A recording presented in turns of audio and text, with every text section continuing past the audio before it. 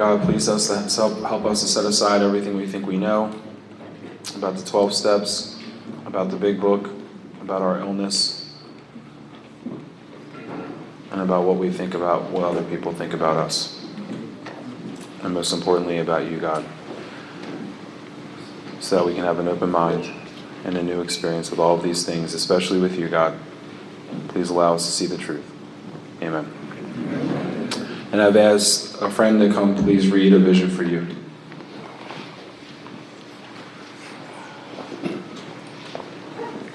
Hey, I'm Jackson. I'm an alcoholic. A vision for you.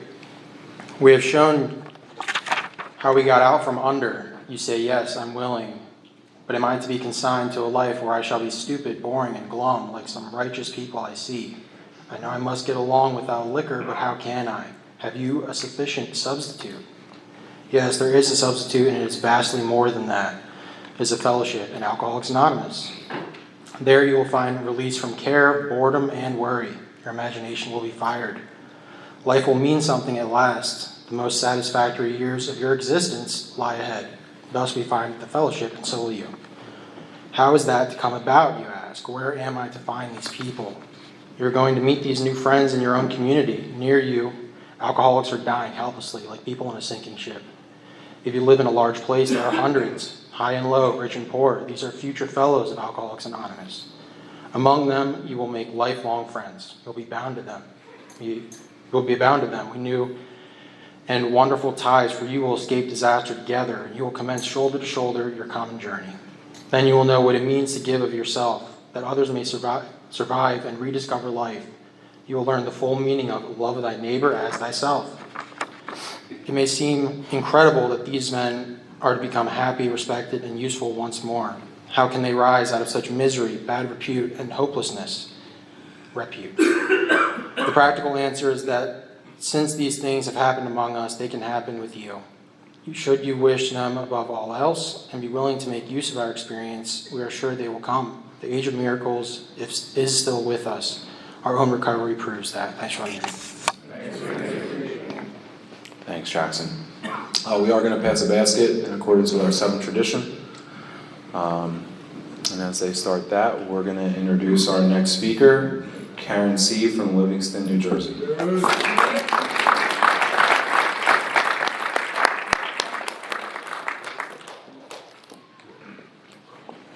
evening, family. My name is Karen. I'm an alcoholic. I have a sobriety date. It's September 6, 1989. I have a home group, Journey to Freedom, Livingston, New Jersey. We're a big book experience meeting. We're hybrid. If you're interested, let me know. I'll be happy to send you a link. Or come visit us. We've had Teddy. Thank you, Teddy, for the absolute opportunity to share this chapter with you all. I'm really excited. And I have a sponsor. No, she's my sponsor. Sponsor women, the whole deal. And it took a while for me to get in the middle of it. So if you're not in the middle of it, hopefully you will be by the end of this weekend. And we can help you along. I want to thank Jackson for stealing my talk on the promises of Vision for You, like what happens. And I want to share with you an experience that I had when I came to Alcoholics Anonymous in 1989. I met a woman in a meeting house, and I was terrified of the deal, and you all scared me, and you had a lot of things to say, but I was really attracted to the feeling I had in these rooms. And I came here in absolute mess, in a place that I was so embarrassed I had fallen to, not realizing that it was alcohol brought me there. And I met this woman at this meeting, and it took a little while, but she and I connected, and she became my sponsor. And the first thing that she did with me, probably because of my whining Sharon, is she took me to Wives in the Big Book. And we read that chapter. And then she took me to the chapter of Vision for You. And as she brought me to that chapter of Vision for You, she didn't open the book, she read it to me and shared her experience on it. And it was the first hope I had that, this might work for me. That stuff on the wall and your slogans, and which I just went, oh, okay. And, things that would happen, I couldn't relate why my drinking had anything to do with all this stuff. It just seemed so busy. So she took it, and as she said it, and I pulled this out, I remembered this morning when I was doing meditation, I wrote down what she said on this piece of paper. I don't know if you guys can see this. So 36 years ago, I was introduced to the idea that there's hope for even a person for me. And there is hope for people, for you. So when Teddy said, will you do a vision for you? And I said, I think it's really cool that you're doing that first. So that those of you who are new here can find the hope that I found as a direct result of being introduced to the 3 kinds of visions that you find in this chapter.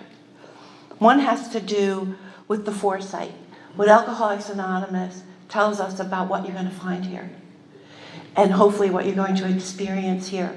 And it's repeated in the book, and it talks about what you see here, what you learn here, that we all find that we're children of God. And thank you, Pat, for that incredible story, because that's what I heard. What your deal is to find somebody and just get them into the hand of God. Right? Oh, I didn't know that then. I thought it was all about me. You're doing this for me. But then we talk about that foresight, looking ahead. And then there's this piece in that chapter that Bill talks about the hindsight, what happened, what it was like for him, and what it was, his experience, what happened to them. And then, of course, there is the foresight. And we look at this inspiration that occurs where I become spiritually fit, where I become a person that I didn't even know I had it in me, that we all have it in us to be something that we were striving for, and I had no idea. It was connection, and it was this insight. And then we're given in this chapter a call to action, like, please, your job, go and repeat. Repeat, reset, repeat, repeat. Rinse and repeat, I was told. So we have these 3 visions, why we drank. I drank for relief. I drank because it was the only thing I could do to deal. I didn't have any dealage. It was so crazy. We were talking about moving around a lot. We were talking about what was going on. My friend and I, when we were driving down here, we were talking about the only way that I could deal with the day was to be in control, and alcohol let me be in control, so I thought. So it had the feeling of control until it didn't. Until it got me, until I reached that place of the 4 horsemen and the bewilderment of my life. Like, how did I get here? Why is this so insane? And I'd have to think about where I had been, what I had been doing, and where are my keys? Where are my kids, actually? And the terror that would come over me about not being good enough and being found out, and all the stuff that our head does while we're untreated with this disease. And this frustration of not being able to do it myself. Because I was given the job of being able to figure it out. Just go figure it out. My MO even today, and it's a really bad thing, is somebody will be and you'll be, in my head, I'll be going, just get a grip. And that's so wrong. But it still stays with me, this alcoholic mind of mine, that, old ideas, thoughts, actions, attitudes that we have to go along. So this despair, this level of despair that I had hit when I came to Alcoholics Anonymous, I didn't go to a treatment center. I didn't go to jail. I should have been in both. I wasn't caught. That's the only difference that separates me from those that did. And I came to the roots of Alcoholics Anonymous and never left. Because what I found here was the first promise, release. I found that release from care and boredom. I found something in that room that night up in Union Hill in this clubhouse when they read this grapevine story. I found something that I hadn't found since I was a little kid. And that feeling that I had in that room that night was so attractive. And Pat touched on it. It was so attractive, your attitude towards me. You didn't care what I did. All you were concerned about was, are you okay? You want a cup of coffee? Come sit with us. And that kind of a feeling, I hadn't been included in so long, right? That here I was able to, second promise, I was able to find people that were like me. And it talks about that in this chapter. It talks about finding like-minded people. I had a lot of like-minded people under the bridge, in Patterson. I had a lot of like-minded people, but they were not sustainable. The like-minded people I have found in Alcoholics Anonymous, they're sustainable. They don't ever go away, even though you want them to sometimes. Check and recheck. They don't hear from you for a little while, they're at your door. You don't show up for a little bit, they're asking questions, like what's going on. And when they see you again, it's like I saw you yesterday. And when you show up at the meeting, doesn't matter how, good, bad, indifferent, in, out, relapse, sane, whatever, you come in, they're going, we're so glad you're here. And that welcoming spirit that is in the rooms of Alcoholics Anonymous will mean something. I found that meant something to me. That I could go to this place, not say a word, and they would know something was up. I remember, I remember going up to this clubhouse because it was where I first gathered before. I moved on to different groups and different stuff, and I moved up because the IRS had delivered a letter to my house that I owed them $500,000. I had kicked my ex out because I knew something was up. But I had no idea, was this something? And they were I was being evicted from my home. They already were there that day to tow the cars away, and they closed all my bank accounts, so I had no money, and I have 3 kids. And he's nowhere to be found. But here I do know this. I've been going to this meeting, and I've been going to this meeting, and I've been going to this meeting, and I went up to this meeting, and because I'm really resourceful, right? And I had no idea how I was going to get out of this one. They were about to put a lien on my new job. And so I'm sitting up there, and a friend was up there, and she said, oh my God, your wife's ghost, what's going on? And I have my back to this gentleman who's sitting over there. And I'm just telling her, I said, read this letter. And she's like, what are you going to do? And I said, I don't have any idea. But there's something that had started to grow in me. That I believed in what I didn't see. That I had paid enough attention to that this was all about a deal, that I had to believe in what I can't see. And trust that the answer and the solution is going to come through God's people to me. Because it had been happening in other ways, in other places. And I had to believe the same thing, that I would be brought to a solution. This one was really hard, and I knew when I threw them out, that there was going to be consequences. I just didn't know how big they were. The truth, on hindsight, is that there were a lot of flags I should have been paying attention to, but didn't. There's this guy over there. He comes over and he says this. This is only a God deal. He said, listen, I mean, he eavesdropped, but I'm an ex-IRS agent, and I think I can help you. I wanted to fall out of my chair. God shows up. And he did help me. And we were able to put a stay on that because I was unsuspecting spouse.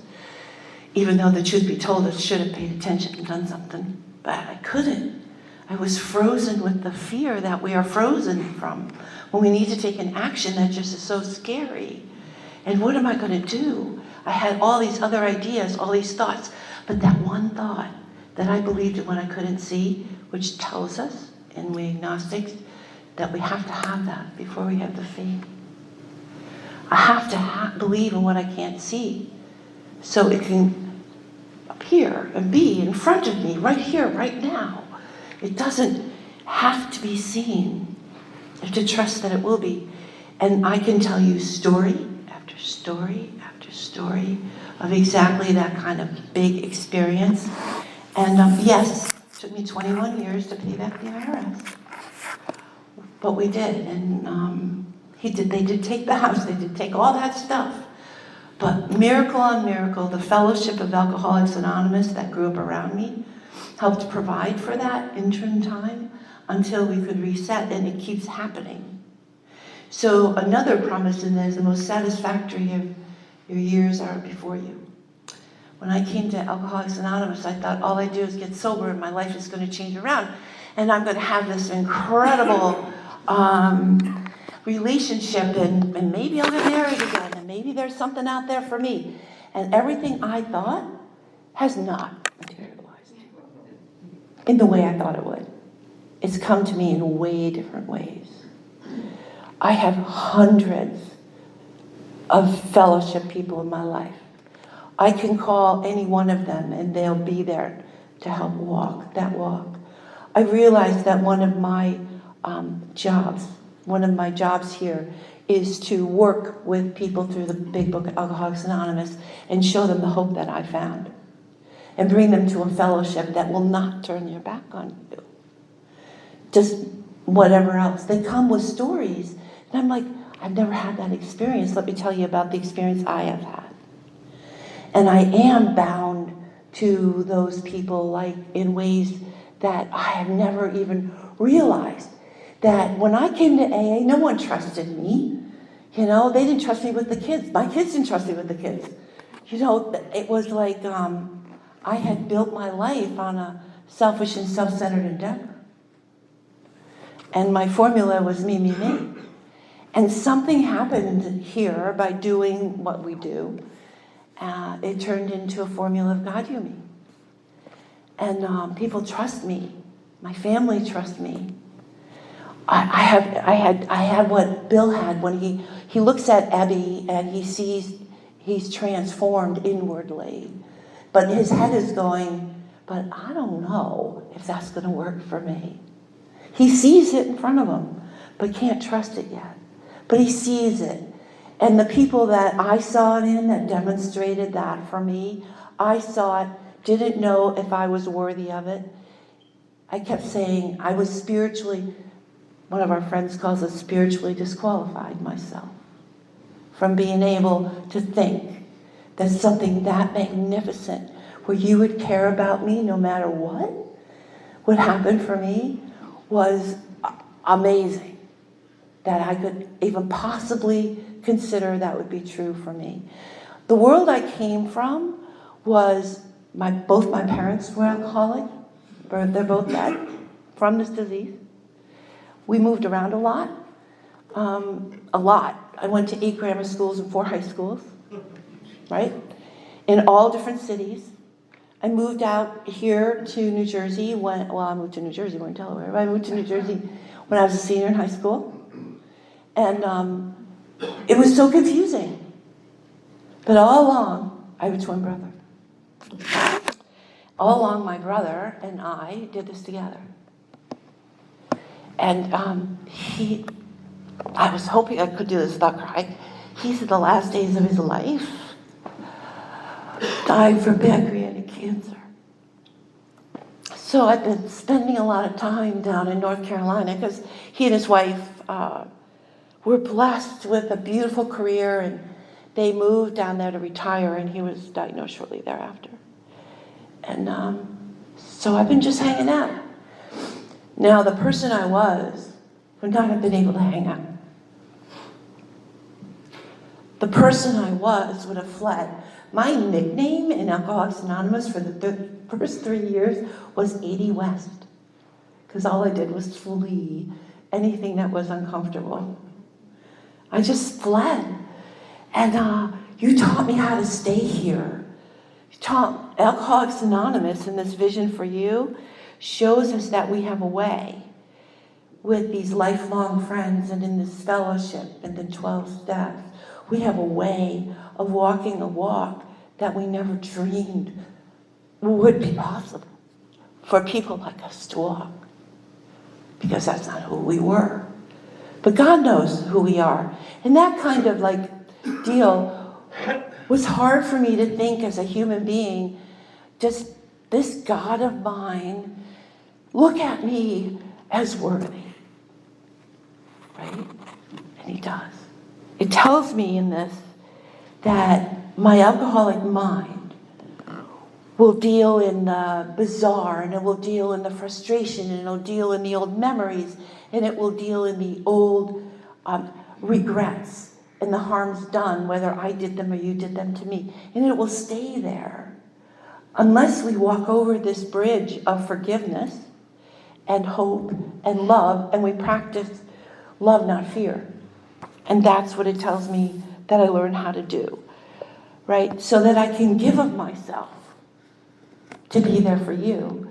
Like, I don't know what you need. God knows what you need. But he's brought an assignment to you to work with, like that bad guy that Pat was talking about earlier that comes and keeps relapsing and nobody wants to work with him. From that to whatever is going on over here, that you can just show up and be. And isn't that the whole direction of all of this? That I get an opportunity to show up and be. So I get freedom from the past. I get hope for the future. And I can look back and see, whoa, I'm so humbled with the knowledge of what happened in the past to be able to face my kids, rectify my relationships with my family, right? And just be a good human being generally, which was something that challenged me for a really long time. The trust that if I tell you, something, are you going to walk away? Because that was my experience. And sometimes it's my experience that just screams, don't do it, don't do it. But it tells me here that in this place of trust and love and Alcoholics Anonymous with the people that I walked along with, that I get to walk shoulder to shoulder with the same kind of people. And my narrow path of bewilderment, despair, and terror has turned to hope and love and trust with the people that I'm with today. Does my life outside of here understand that? Absolutely not. They don't know the kind of life that we become accountable to. You know, they don't know that every morning you sit and you go, oh dear God, please set aside everything I think I know about me for an experience with you, please. Please. Help me show up in the way you want me to show up. Because if I show up in the way I want to show up, I'm not showing up. Right? And there's liable to be an amends involved of some level to somebody for something. But if we do these little disciplines, they call them, I have this opportunity to be in a space where I can show up for my brother. And in this last few months, I've been spending a lot of time there. In this time, we had a really bad weekend last weekend, and we thought it was his time. And he asked me on Friday, please don't go. And I'm like, I have to go home. I have to. When I go there, there are no, I don't have my network. I had no idea how important this touching my network. It's one thing on Zoom, but it's another thing being with your people. So there's no family, there's no friends. I don't live there, I don't have any friends. There's no community. So this connection that when we came here we didn't know we really need. I have met AA down there, and I have talked to them, but that's not my people. Thank God they're there. But anyway, in this time, a hospice is saying, no, oh, he's probably not going to make it through the weekend. Well, something happened. And he woke up on Monday morning, and he looked at me, and he said, that was really weird. And I said, where'd you go? He said, I'm not done. And he said, are you going? And I said, not today. I said, I promised I would walk this walk with you. We walk the walk, even when it's hard to walk the walk. We walk the walk, even though you want to flee the walk. You know, but God has graced me with when I've stayed in the walk, most amazing things have happened.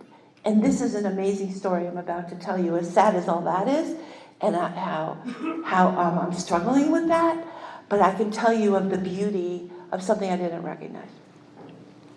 So as he's talking to me, I'm realizing that I have had the graced opportunity of having the most incredible open relationship with another human being, where our entire lives, we could talk about anything and anyone with respect kind of what it tells us in There Is a Solution, earlier, how to behave, that I have to develop the attitude of real tolerance.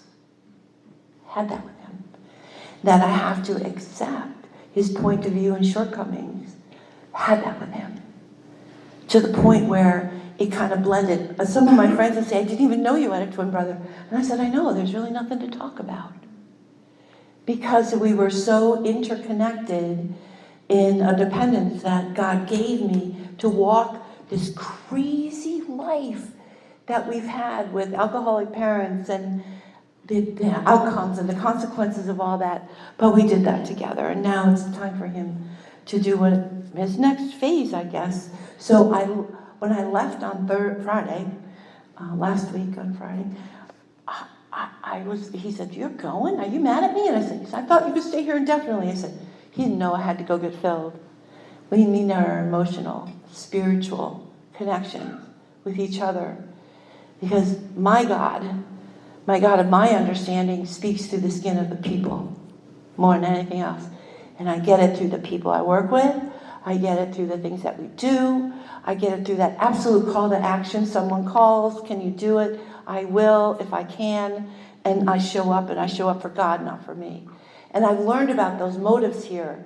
It's been painful, some of these inventories, but I believe in that, meditation, prayer, and inventory. And when I see something, I have to go through it and go back. And it's done nothing but make me a more trustworthy person in my heart. That my heart can speak before my mouth. Imagine that. Just so it can become even. So my heart before my mouth, I become even and don't upset you with some snarky remark that is in my head still, but doesn't come verbally outside. So when we talk about this vision for you, there are so many reasons that we meet in the fellowship. I know so many men and women that I've met in the fellowship that did not believe that they could possibly have anything like this. They come with a lot of snarkiness, with a lot of hesitation and a ton of fear. And I've learned that from listening to many, many people's stories. And if I hadn't taken the time of hearing one-on-one and listening to what is going on with them, I don't think the impact of that would have hit me so great. So that my job to be this welcoming spirit at wherever I'm at, whether you're coming to my home, whether you're coming to my meeting, our meeting, whether I'm meeting you in a workshop, whether we're walking down the street, if I don't have this welcoming spirit, you're gone. And I've lost the opportunity to be in contact with you. We're given this tremendous opportunity, this call to action, as one of my sponsors calls it, a call to action to show up as the best version of me. And I can't do that if I'm blocked spiritually, if I'm blocked physically, if I'm blaming something else for the way I'm feeling, if there's something going on, and we all have stuff going on. I mean, if you don't acknowledge you have stuff going on, I don't know what planet you're living on, really. We're all here, and we all are human beings, and you can have that crazy conversation. Are we human beings having a spiritual experience? Or are we spiritual beings having a human experience? And we're both. Because God has graced us with a heart of spiritual principles that we've used or we haven't used, or we're blocked by calamity, pomp, and the worship of other things. I like the worship of other things thing because that's identified with. And my character defenses will keep me into them. And if it wasn't for sponsorship and prayer and meditation, I'd probably still be using them. But that's not our job. It's not why we were saved. That's not why we were given the gift of sobriety, to try it on, to help you. Maybe you'll want what we found here. That I could be like Evie was to Bill, I can be that to another human being. To say there's hope, we have hope, we have a way out. I can talk to you about that way out. I mean, if I meet somebody, and I did last night, a relapser, and I'm not a relapser, so I took him to a relapser and said, here, she can talk to you about this more than I can. I just was given that absolute blessing of obsession to drink and other sundry things was removed that one day. And it had to be that profound for me, or who knows what would happen. It was extraordinarily profound to wake up with the birds instead of going to bed with the birds. To realize that I didn't need a drink today. I didn't realize it until like 7 weeks later. Suddenly occurred, oh my God, I haven't had a drink in 7 weeks. And then I knew that wasn't me. And all the other positive things that have occurred where the spiritual principle connected with the defense, like lying, cheating, for instance, connected with honesty, where compassion connected with gratitude, where those things started to happen in my life, not because of me, but because of a conversation I had with you, or an inventory I had written, or something that we read in the literature, or God, I knew. A knowingness started to occur from my heart to my head that connected the spiritual life, which is our saving grace. So I began to understand one of the other promises that we read in the beginning of that chapter. We'll know what it means to give of yourself completely, without a reservation, without a hesitation, without another motive. I didn't give myself completely until I knew what was in it for me. If there's something in it, I'm in it. If there's not, I'm not. And it was kind of that simple. And there is always a condition. And the conditions are, of course, my human boundary thing. And if you met the conditions, it was good. If you didn't meet the conditions, I was out. Kind of like the shredder in the room. And it's a crazy way to live. That's what we do with an alcoholic mind, with an alcoholic precept, with an alcoholic definition of who I am today. But little by slowly, this started to change. And it started to change in a way that, like at 12 years sober, I fell off a cliff because I had a reservation. I had a huge reservation that I was not given to God. It had to do with sex and checks. Simply put, I thought I could deal with it. And then that time came when God's like, no, I need everything for you to be who I need you to be, everything. And everything started to change. And I'm not afraid to walk into the dark today because I know the dark is only leading to the light. I'm not afraid because I was given this lantern. And it burns so bright in my heart, I just know that we'll find it. I don't see it right here, right now, but I will. And I say that, as many friends are here, they know, it's like, have a situation, okay, well, what are you going to do? And I said, I don't know, but I will. I'll know soon. I'll know what to do. I'll know exactly what to do.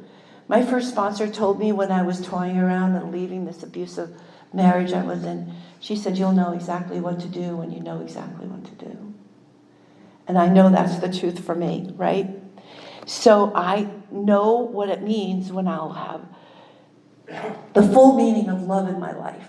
This deal that I know what love is was something that also grew. And it grows through this chapter as it talks about how we show up in a different way than we ever did before.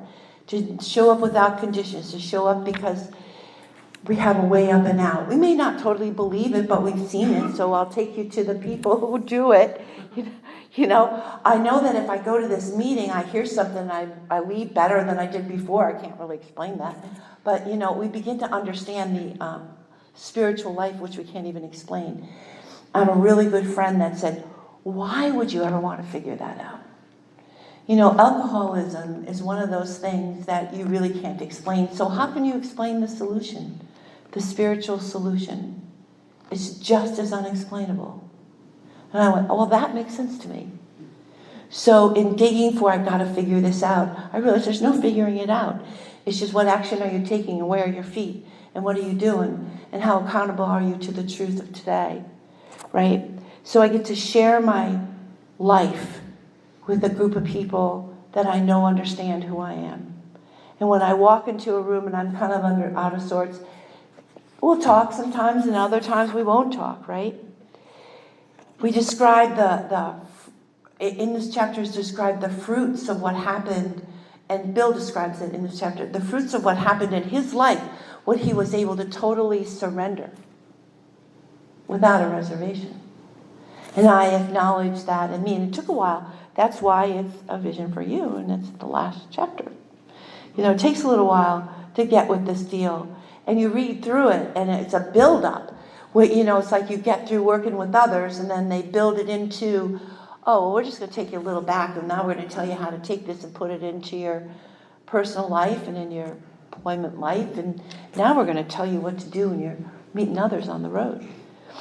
Right? We're going to suggest to you a way of life that is more sustainable than you ever had. We're going to suggest to you a way of life that hopefully you've got the roots of developing so that you can go do what we did for you. We hope that you can do that. That's our prayer for you, is that we hope on this road that we get to bring you this great reality that if this can keep a person like me sober, and I can utilize the tools, I don't have to tell you anything but just my experience. And that's all they say to do. All they want to know is what happened to you, what I was like, what happened, and what it's like today. That's all they want to know. They don't want to know a drug log. They want to know what happened and how are you like this today. I know my energy is high. I know I walk into a room and most people say, she is too sober for me. I get that a lot, but there was a time when I was that person where me would be too sober for me. I get that. But I'm not going, that's who I am. Right? I had a newcomer in our home group meeting. He said, you are so blunt, it makes my head spin. And I was like, I believe in the power of this disease. I believe that it's my job to tell you that you are an alcoholic thinking right now, and we have a step for that. If you're in my home group, you probably would have heard that, right? So if I thoroughly follow the path, I'm going to stay sober. And by telling you that, maybe you'll stay sober too. And then he did say, he said, yeah, but I really like it when you do that. Yeah, because the way out, I have a way out, means that my way out is I came before God. I came before God in that third step. And I turned my will and my life over to the care of whatever that was, even though I kind of sort of didn't know what would happen to me. I knew it happened for my sponsor. And she even said, you can use my God. I said, no, I got one. I don't know about it though. When we got on our knees and my hand touched her hand, it was like an electric shock that there was a way out for a person like me. Till that moment, I didn't believe there was. I believed that I was stuck with everything I had done and would pay the consequences. Make your bed, you sleep in your bed. I was going to pay the consequences the rest of my life. That there was no way that I would be able to get the financial stuff together, provide for a home for my kids. I would have to go back to that abusive relationship. That's all I knew. God says, no, that's not the story I have written for you. I didn't know what the story was. But it became a wonderful story. And that happened because the second part of a way out, the way out for me, means that I had to do a life like you did. I started to hang out with the people that sparked. The people that were having picnics. Hey, I can make a cake. I can actually, was so surprised by first sober cake I made that it turned out. And my sponsor said, did you follow the directions? I went, you are really funny. I said, I did follow the directions, but I was like, it really turned out. But I was always making shortcuts. You know how we do that, making shortcuts. And then the third part of the way out, and this is probably the most important thing, was that I began to share it with other people, what I had learned here. And it took a little while for me to be comfortable in sharing it like with my family. It took a little while. It took more demonstrating to them what I had found here.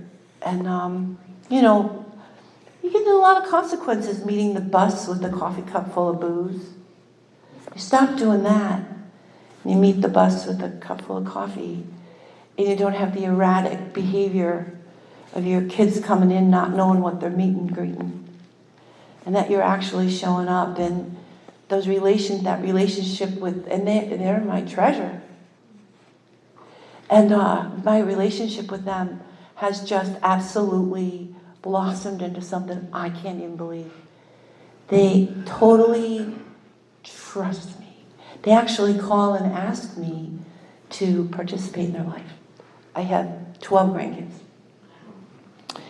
And the little ones are hilarious. And I have sleepovers, and we learn about putting M&Ms and sprinkles and popcorn, stuff like that. And I never in a million years could live a less rigid life where I could fill with joy because you're joyful.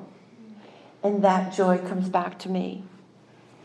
So sharing what I have found with others through a demonstration that it's not me, it's God. I don't even have to say that because I know that. I know that these changes that have occurred, that they talk about in this beautiful chapter, has absolutely nothing to do with me other than the decision to walk a path I didn't know I needed to walk. And it's also kind of like very interesting. It's like I didn't know certain things that I needed until I did. Like I didn't know I needed to have the forgiveness levels of people or acceptance levels for people until I did. I didn't know I had to accept you exactly as you are, not as I would have you. That's a big one. Because I wanted you a certain way so I would be comfortable. I didn't know about that. In this vision for you, it summarizes the things that we can do, that we ask him in a daily way, what we can do for the next guy. We ask. That the pillars of prayer and meditation have become so important in my life. I don't know how my day would look without them, right? That inventory review that is suggested that we do, that I really look to see how well my balance sheet looks, how I measure up against that, how it turned out. I don't really know unless I look at that. Oh, I was really out of sorts. What happened? And I bring it to light and it doesn't fester, it becomes something that it used to. And I know about during the day when I'm feeling some kind of way to pause rather than let my mouth run. I notice to stop a little bit. I know in the morning that it's imperative that I touch base with the God of my understanding to get me out of the way. I have a really strong personality, and I know that, and my thinking mind can really do a number on that. Just give me one pride reason, and I show up. That kind of stuff. And it's still there. And I realize that because of things that I do and what my gifts are, I have to be very wary of that taking over, right? So it says that my book is suggestive only. It's telling me about the experiences of you. My meetings are telling me experiences of you. The most important thing that I can do when I walk in is show you who I am and ask God to help me do that. Not be afraid to stand up. Not be afraid to say, I can abandon myself to a God as I understand God. At the end of the third step prayer, it doesn't say surrender, it says abandon. It took me a while to see that. It took me a while to see a lot of the words we read in the book. And every once in a while a new one pops up and I'll go, whoa, where did that come from? Right? One of the things that we miss when we read page 164, which is a really common practice that a lot of groups do read, it misses the paragraph before. And the paragraph before, I want to talk about an experience, but it says, I will not have the benefit of contact with you who write this book. We can't be sure. God will determine that, so you must remember that your real reliance is always upon him. Right? So my real reliance is that I'm reliant on God for all things. Right? He'll show me how to create the fellowship you crave. So at this jumping off place I told you about when I was 12 years sober, I meet a new sponsor, and this new sponsor talks to me about the things I ought to be doing. And one of them was I was not really working with people through the book. I was sort of, kind of, not fully committed, if you know what I mean. And I was kind of floating around. My first sponsor had moved away, to grow watermelons or something in North Carolina. My second sponsor went out drinking. My third sponsor saved my life. She and her partner saved my life. When Pat was talking about that guy that put 7 Splendas in a half cup of coffee, she put 11. So it was, but those 2 women saved my life and helped walk me through till I found what I found in the sponsor I have today. So I wasn't doing the deal as she was saying to do it. And she told me that it was, and you thought I was doing that.